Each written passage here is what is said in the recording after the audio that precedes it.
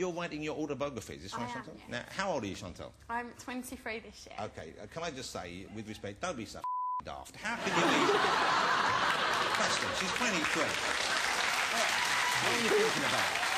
Right, just give yourself another year. At least get to 25, maybe. No, but lots happens in my life. Yes, I've got a lot this. to write about, and I just want people to know, like, what I come from and, you know, how different my life is today. And I did work to get where I am. I weren't just lucky enough to get on Big Brother. And I think it's like a 21st century fairy tale, isn't it? And so in that way, it's, you know, children will love to read it, and I'm 100% behind the book. Well, look, I will certainly browse through it. Well, you're living the dream, which is sort of your catchphrase. Because I read Jade Goody's book, you know, and that's a really good read. I'm only making the comparison because she's someone who is also quite young to write the book and has been through a similar experience. But, you know, and it was actually surprising because she had led a very different life to the one that most people endure. You know, but are you actually going to write yours yourself, or is it going to be one of these ghosted books? Because I believe Wayne Rooney, thankfully for all of us, isn't writing his own. Okay, I think he's doing some of the bigger pictures, but I think it's being ghosted for him. Well, a bit of both, really, but I do want to, you know, have a lot of input in the book. So you'll myself. sit down and you'll basically spiel it and all that? Yes. Okay, okay. You always wanted to be famous, is that right? Well, I never actually said I want to be famous, but I knew that I wanted something more. I'd had millions of jobs, like office jobs. I used to get them and leave them all the time, and I just knew I wanted more. And yeah, this is what I wanted. Okay, so this is you living the dream. But is it what you wanted in specific terms? I mean, had you imagined what it would be like? Was there? Yeah, completely. Like when I got out of the car, you know, that Big Brother night, and they was all calling my name. I was like, I felt like I'd come home, in a way. So. You wouldn't want that every night when you came home, of course. Well, no, I don't know. I wouldn't mind. But once I do my best. Are you as comfortable with it as Chantal appears to be? I understand the kind of fickle nature of it all, so I think I know that I can, you know, I can just move to an island for 2 months, come back, and no one will know who I am. But it's kind of people are really nice to us, and yeah, it's they kind are, of always. Even if they haven't got anything to say, people just kind of go, Preston, boys will be boys, yeah. Well, that's my song I done. Was that Noel or was it John Bon Jovi who shouted? Oh, hold on. Don't wake the beast. The rock beast. Now, it's kind of a weird diversion in your career because I'd heard of the Ordinary Boys. I know I played your record a few times on my radio show. You had, but I liked it, and you had Morrissey's backing, so you were going. And then to step out of that and go into Big Brother was obviously, to some people, seemed a surprising move. Well, I was just up for doing something completely ridiculous in my life, and I didn't really know what that was going to be. And then I had a phone call saying, "Would you like to go on Big Brother?" And I just thought, well, that would be totally ridiculous, wouldn't it? So I just thought, well, you know, it's all kind of brilliant. Because the band members, the other guys, were initially against you going in, weren't they? Yeah, absolutely against it. Yeah, they were saying like, "I'm going to be here when you come out, and I'm going to say I told you so." And when I came out, I remember William was just like, "I'm sorry, I love you."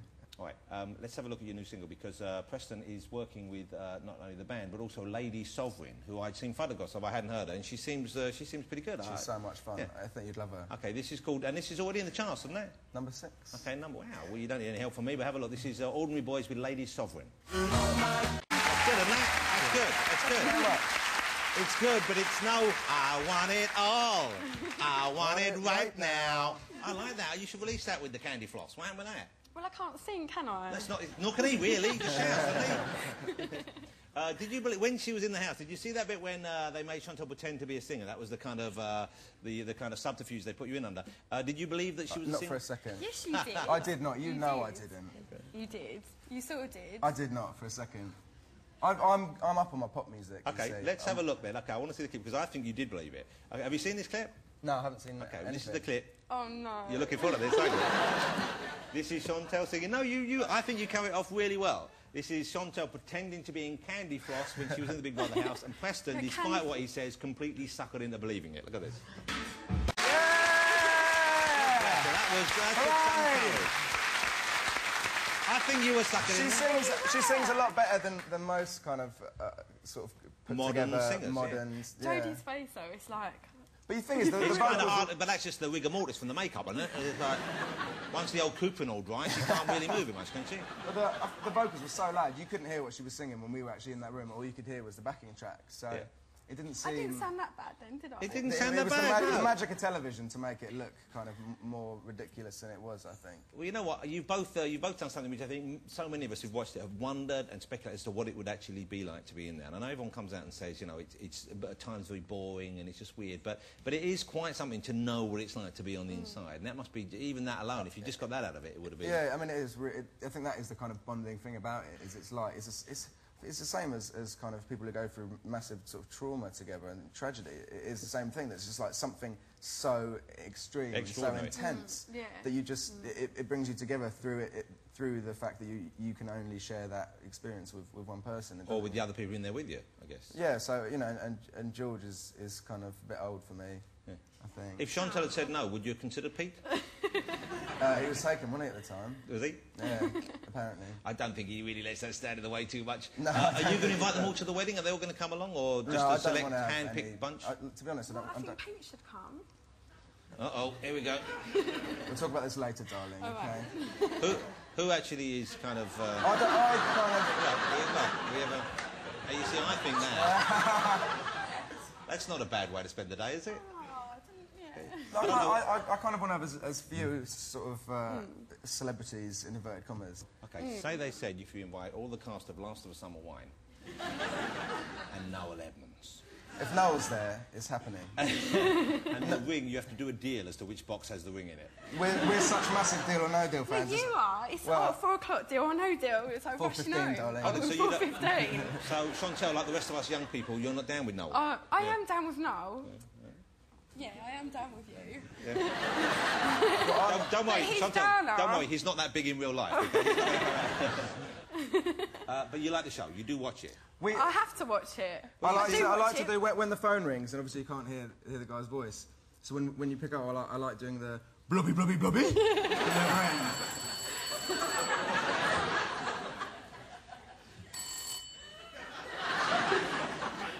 Hello?